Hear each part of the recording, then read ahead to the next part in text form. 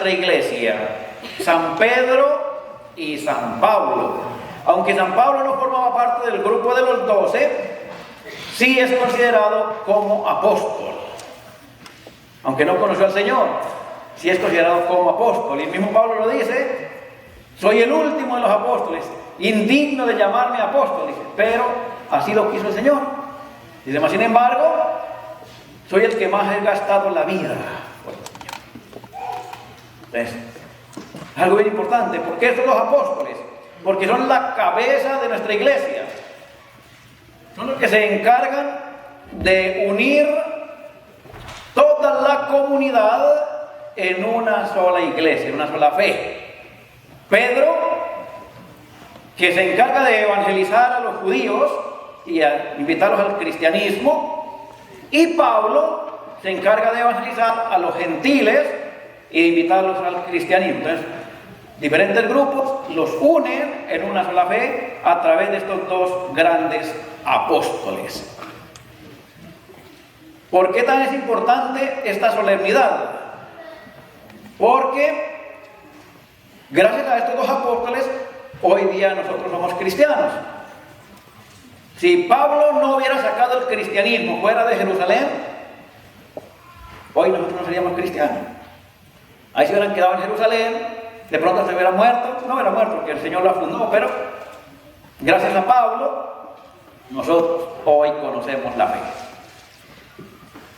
Los dos mueren mártires en Roma. Es algo que también los une. El martirio, mueren por la misma causa, mueren por el Señor. Y es la invitación que nos hacen hoy los apóstoles: dar la vida por el Señor. Hay que seguirlos fielmente. Pedro y Pablo no se conocieron muy bien. Ellos solamente tuvieron la oportunidad de compartir un par de veces, nada más. Nos dice el mismo Pablo, el que nos cuenta, que se reunió, creo que alrededor de 2 veces con Pedro, por 2 motivos diferentes. El primero, porque él quería asegurarse que lo que estaba haciendo era lo correcto. Nos lo cuenta Pablo. Él subió a hablar con Cefas, le dice Cefas, Pedro, en hebreo, en arameo. Él subió a Jerusalén para hablar con Cefas, preguntarle si lo que estaba enseñando él era lo correcto, era la sana doctrina, o estaba caminando por camino erróneo.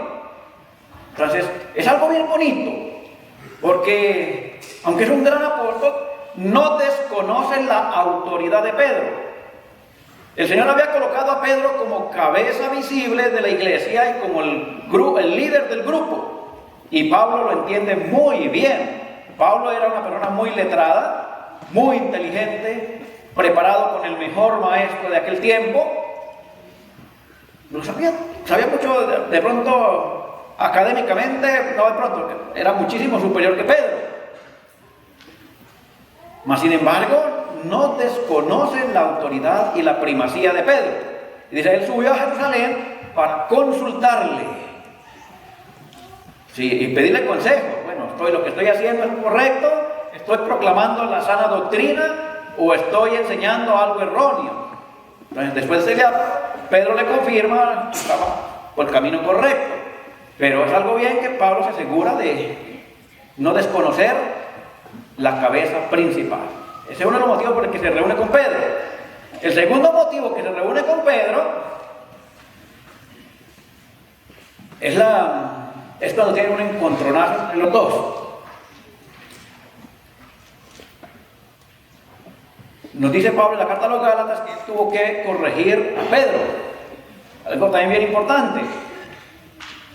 Volvemos a lo mismo. Pedro es la cabeza. El Señor lo instituyó directamente. El Señor dijo, tú vas a ser el líder. Recordemos el Evangelio de San Juan, capítulo 21. Apacienta, cuida, pastorea mis ovejas. O sea, el Señor le encarga el cuidado de toda la iglesia a Pedro. Mas sin embargo, cuando Pedro se equivocó, Pablo lo corrigió. Y lo dice que lo corrigió, y de acuerdo que la carta a los Gálatas tuvieron una discusión bien acalorada. Pablo viene enojado con Pedro, pero lo corrigió, y él mismo da testimonio de ello. ¿Y por qué lo corrigió? Porque Pedro de alguna manera quiso hacer a un lado a los gentiles, a los que Pablo estaba evangelizando. Recordemos que Pablo es el apóstol de los gentiles. Y una vez que se reúnen los cristianos que ya se habían convertido tanto del judaísmo como del paganismo, se reúne la comunidad. Los judíos tenían algunas tradiciones y algunas costumbres diferentes a los gentiles. Por ejemplo, como no comer carne del cerdo, por ejemplo. Y algunas otras costumbres. Entonces, cuando se reúnen, Pedro se coloca al lado de los judíos. O sea, de los judíos que se han hecho cristianos. Y a Pablo eso no le gustó nada. Dice, ¿qué pasa? ¿Cuál es esa diferencia? Tú eres el líder, ¿cómo que está haciendo esas divisiones? ¿Qué? ¿No eres capaz de enfrentarlos? Porque Pedro le dio miedo que los judíos lo criticaran. Y entonces yo, no, para que no me critiquen, pues mejor hago lo que ellos hacen. Y Pablo dijo, no debe de tener miedo de decir la verdad. No importa quién sea. No importa si se enoja o no se enoja, no debe de hacer exclusiones. A todos igual. Todos. No porque no te critiquen, no porque no hablen mal de ti, porque te juzguen, tú vas a excluirlo. No. Tienes que predicar para todos iguales, para todos. Y esa es la discusión que tienen con Pedro. Y le llama la atención. Y esa invitación también para nosotros, porque a veces nosotros nos dejamos condicionar. Oh, y si le digo esto, y si se enojan, y luego si no me hablan, no importa. Cuando hay que decir la verdad, hay que decirla. Y cuando hay que corregir, no importa quién. Si hay que corregir al Papa, hay que corregir al Papa. Si se equivoca humanamente. El Papa es el sucesor de Pedro. Pablo corrigió a Pedro. Porque humanamente nos podemos equivocar. Todos.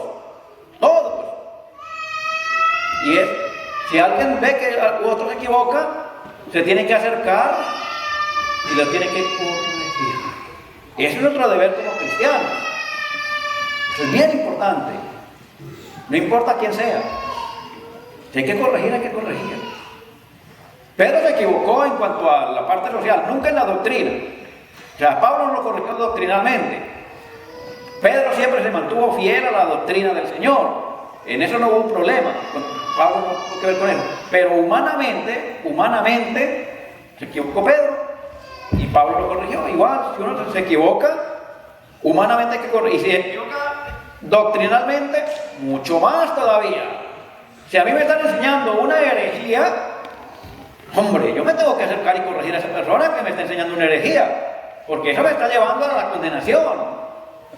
Entonces, si yo sé que esta persona está predicando o está diciendo herejías, yo me acerco y corrijo.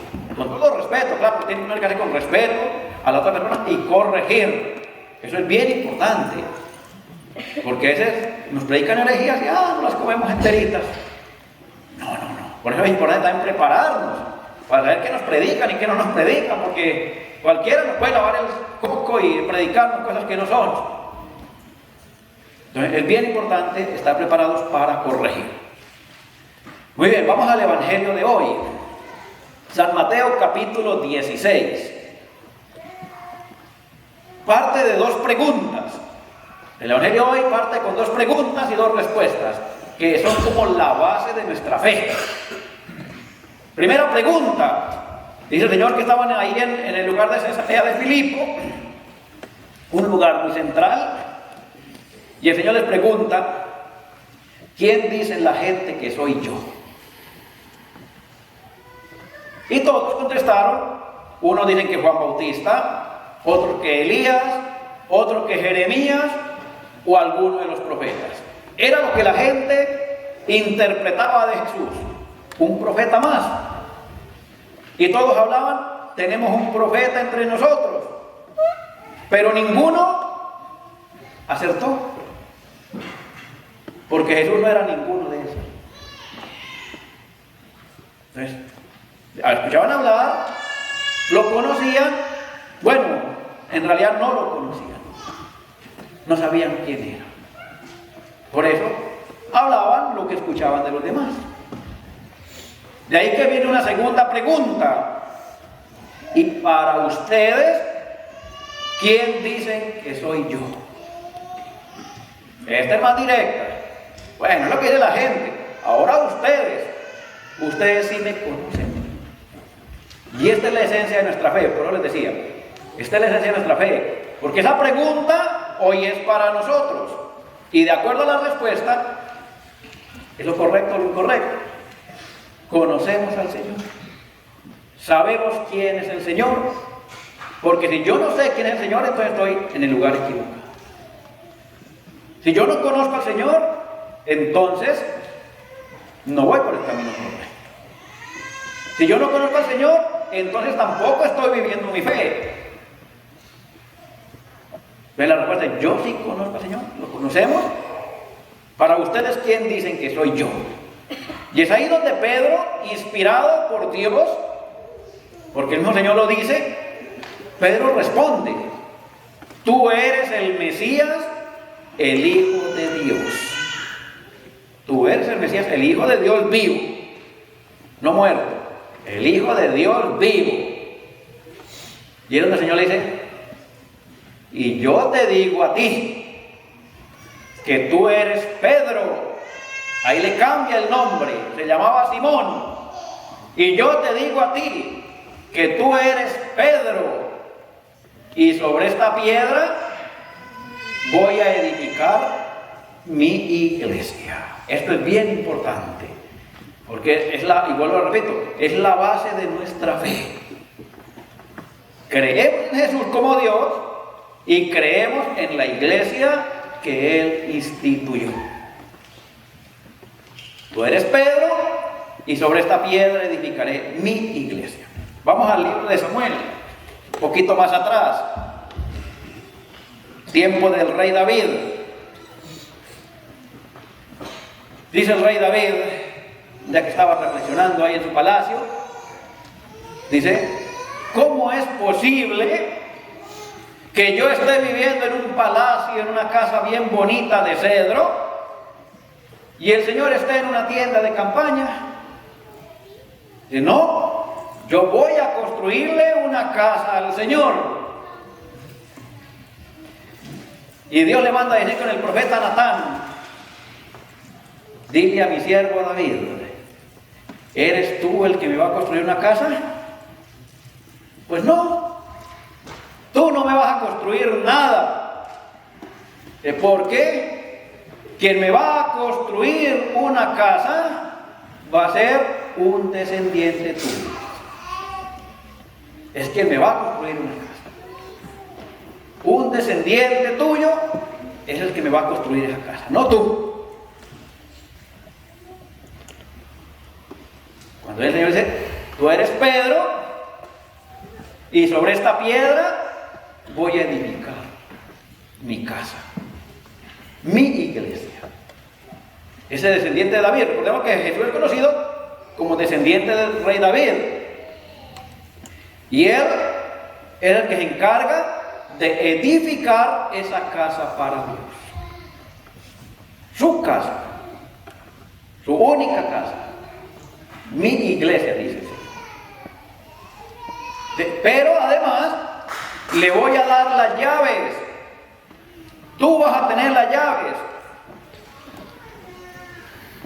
Lo que ates queda atado, lo que desate queda desatado. Lo que abra queda abierto, y lo que cierra queda cerrado. Y nadie más lo va a poder abrir, ni nadie más lo va a poder cerrar, solamente tú. Libro del profeta Isaías también, capítulo 22, con Eliaquín, el mayordomo del rey.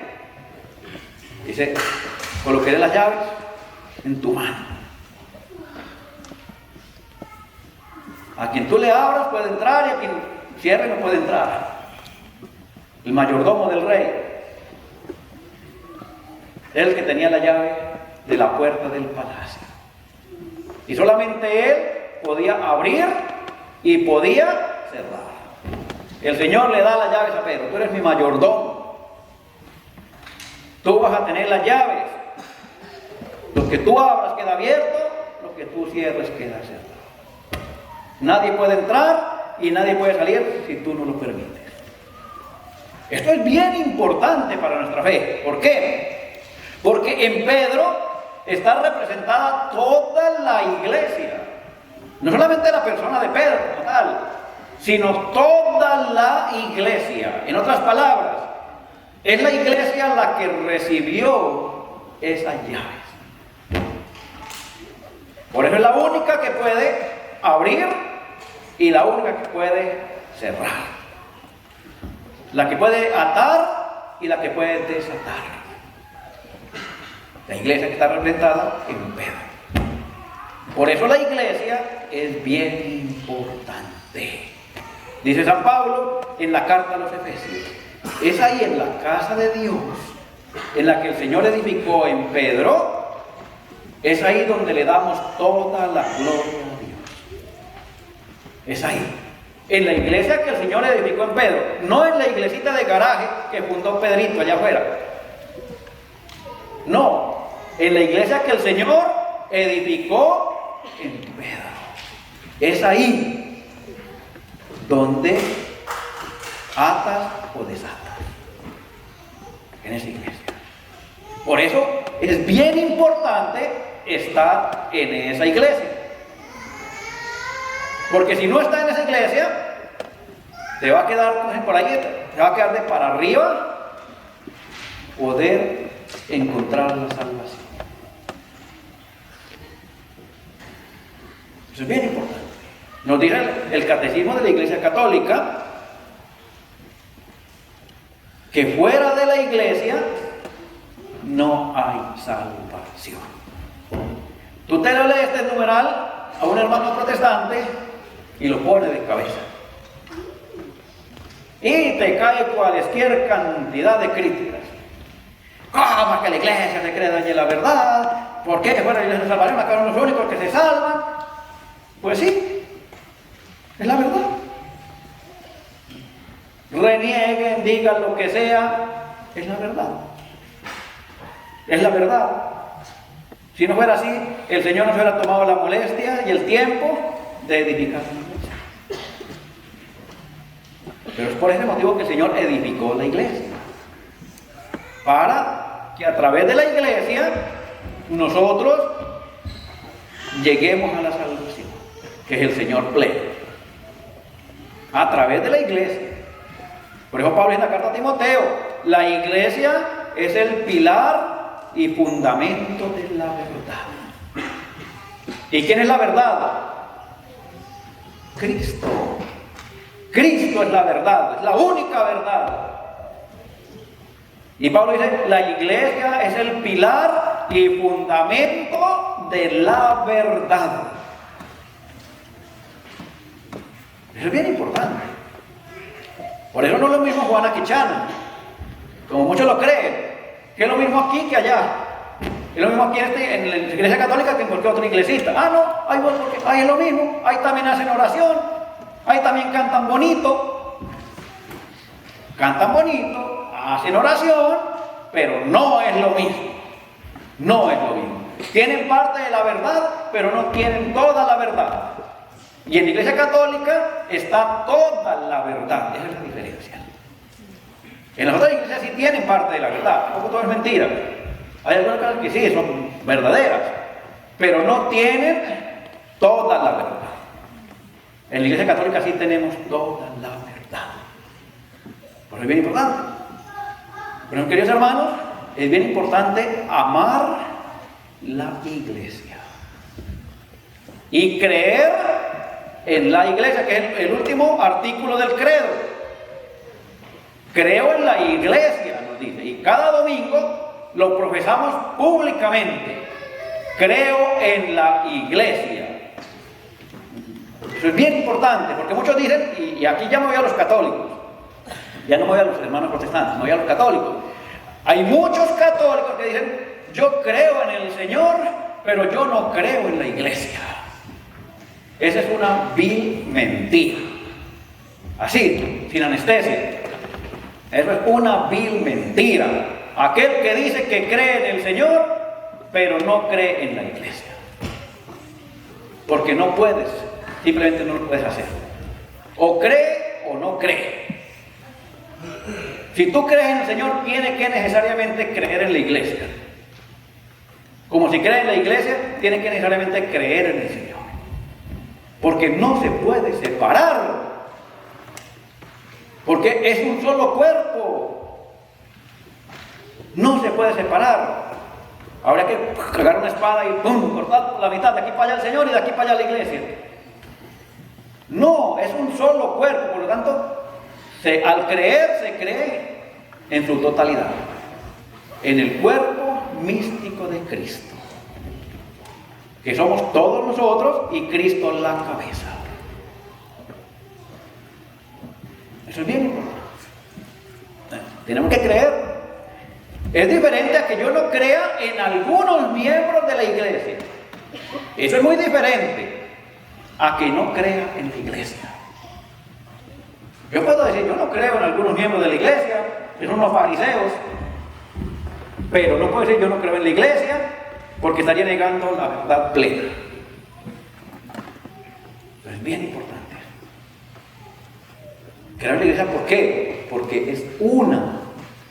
Porque es santa, porque es católica y porque es apostólica. Estos 4 atributos de la iglesia los profesamos en el credo. Porque es una, porque hoy lo estamos celebrando. Es la unidad. Estos 2 apóstoles nos representan la unidad de la iglesia en su totalidad, en el mundo entero. Porque es santa, porque el Señor la instituyó y porque está asistida por el Espíritu Santo todos los días. Por eso es santa, no porque yo sea santo, porque el Señor la instituyó. Y porque la iglesia es la iglesia del Señor, no la mía. Yo pertenezco a ella, pero no es mi iglesia, es la iglesia del Señor. El Señor le dijo a Pedro, apacienta mis corderos, cuida mis ovejas, pastorea mis ovejas, las mías, no las tuyas. O sea, porque esa iglesia y esos corderos y esas ovejas le pertenecen al Señor, no le pertenecen al pastor terrenal. Por eso la iglesia es santa y es católica, es lo que celebramos hoy, porque está unida en una sola fe. Todo el mundo, toda la iglesia del mundo está unida en una sola fe. Por eso es católica. Está en todo el mundo, pero unida, no por ahí, por aquí otra y por allí otra, y cada quien predica lo que le da la gana y celebra lo que le da la gana. No, por eso tenemos una cabeza principal que es el Papa, para mantenernos unidos en todo el mundo. Y es apostólica por 2 motivos, es apostólica. Primero, porque el Señor la instituyó en los apóstoles. Ahí fue donde el Señor fundó su iglesia, en los apóstoles. Y segundo, porque seguimos las enseñanzas fieles de los apóstoles. Lo que los apóstoles enseñaron, eso es lo que nosotros seguimos enseñando hasta el día de hoy. Por eso la iglesia es apostólica. Por eso esta fiesta es bien importante, mis queridos hermanos. Así es de que de aquí en adelante, ya después de esta predicación, si es que la escucharon y estuvieron, ok, no hay derecho de faltar a una sola misa. No hay excusa, más bien, no hay excusa de faltar a una sola misa. Si tú estás convencido de quién es Jesús. Y para ustedes, ¿quién soy yo? Si tú estás convencido de verdad o convencida de verdad quién es Jesús, entonces ya sabes lo que viene.